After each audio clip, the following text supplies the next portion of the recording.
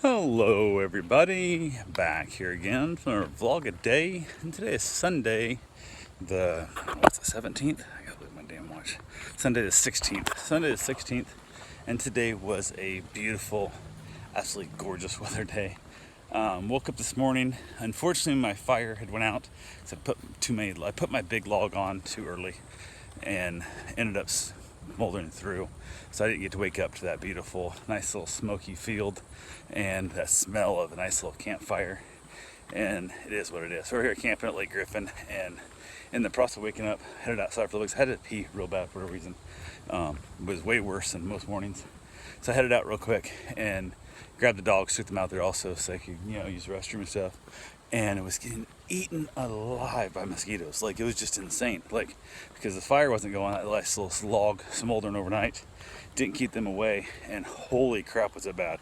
It was just absolutely horrendous. So headed back to my camper, tried to get some sleep, and I realized I wasn't gonna get sleep.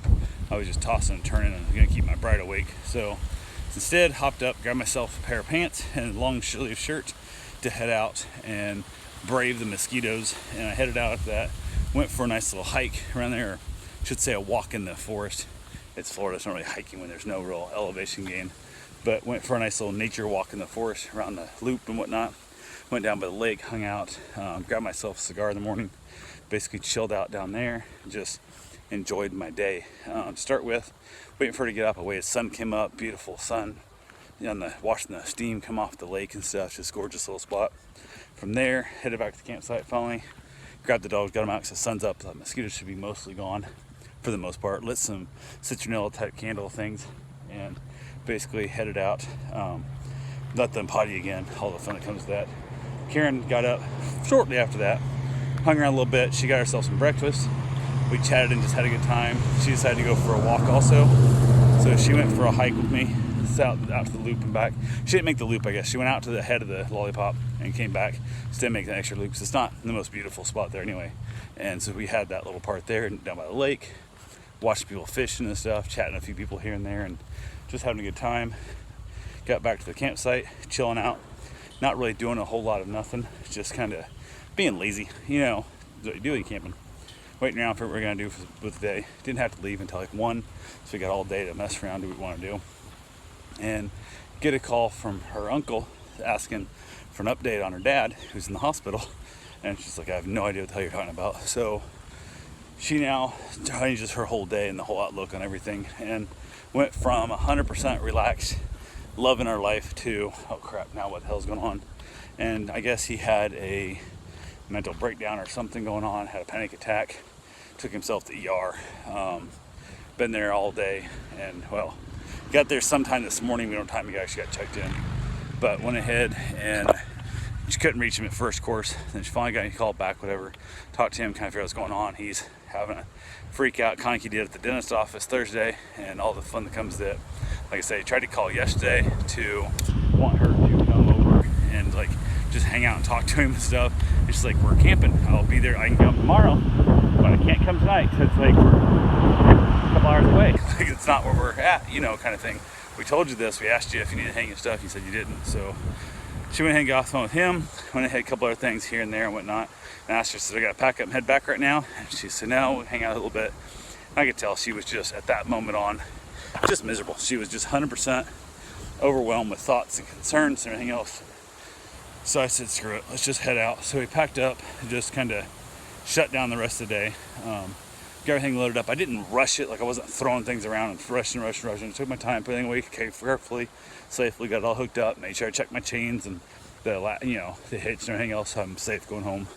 We headed out, grabbed soda for the road, grabbed a bag of chips I bought for the weekend, snacked them on the way back. She had some combos, and driving through, and decided that they were going to release him. We didn't know when. We were trying to get him in for a psych eval, and they were saying they couldn't put him in, and da-da-da. So I said, well, if they can hold him till 1, we can be there by 1, and we'll basically bring him home. That way he's not driving the car. Because if he can't mentally think straight, he has to go to the ER, he should not be driving a car. So we headed back. We're like, okay, cool, no big deal. So we went ahead. She agreed that we're going to head there. She texted him and called him and said, do not drive no matter what. You stay there, I'm coming to get you. Even if they release you, you stay there. So we headed up that way. I dropped her off, and I said, you realize they might not release him until 8 tonight, they might not, whatever, but at least you have his car here. you'll have the keys. I'll run home, come back and get you, whatever we need to do. I got a dog to get back and everything else. And she said, I'll take care of it, no big deal. So I dropped her at the yard, headed back home. Had a puppy. Well, I had the old Yorkie with me. It's not a puppy, but tiny little dog. Stopped by the owner's house there. They were getting home. They were on their way back, so we was able to drop the dog off. Kind of saving that double run back up to New Smyrna, which worked out nice. So talked to her, chatted with her for a little bit. I left there. Saw there was an open house just down the street from her, so I pulled over there and checked out the open house. And it's an HOA, so I'm not living there, but it was nice place, but probably about $100,000 more than what it's worth because it's in a gated community and whatnot, whatever. So that same place somewhere else, in my opinion, isn't worth as much. So, and again, HOA makes it completely out of I'm just not doing HOAs. So went ahead, got back to the house, started unpacking stuff. Didn't really know what I was doing because I didn't know if I had to go back and get Karen at the hospital or what were happening, what's going on, so on and so forth. So just kind of chasing the dragon there, figured out, get everything all put away the best I could, moving stuff in. Just a hassle factor of so many levels. So went ahead from there. We did go ahead and finally they said they were going to admit him into the land for a psych eval and trying to figure out what's going on with his head and what's happening with it all. I know he's been screwing up his meds. He's taking too much morphine at a time, and that's never a fun thing. So she finally got done there. She took forever. She got home super late.